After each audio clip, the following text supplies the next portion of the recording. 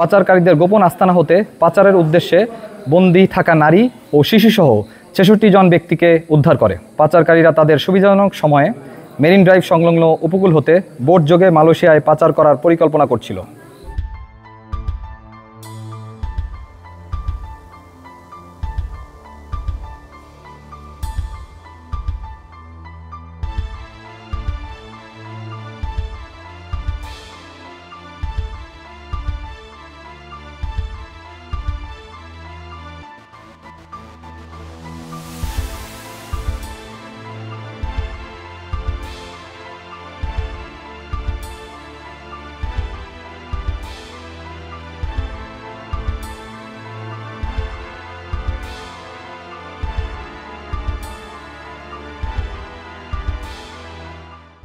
গোয়েন্দা তথ্যের ভিত্তিতে জানা যায়, সাগর পথে মালয়েশিয়া পাচারের উদ্দেশ্যে নারী ও শিশুসহ বিপুল সংখ্যক ব্যক্তিকে টেকনাফের বাহারছড়ার গহীন পাহাড়ে বন্দী করে রাখা হয়েছে।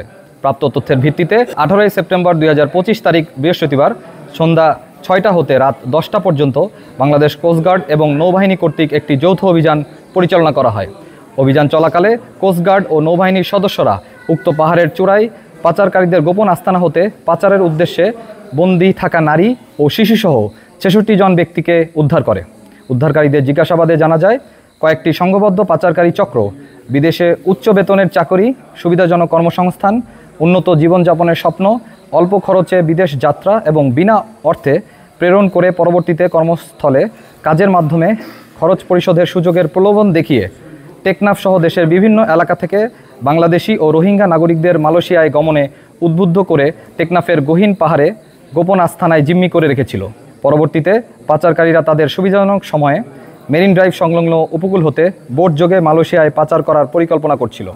তারা আরও জানায় যে পাচারকারীরা তাদের আটকে রেখে নির্যাতনের মাধ্যমে মুক্তিপণ আদায় করার চেষ্টা করছিল।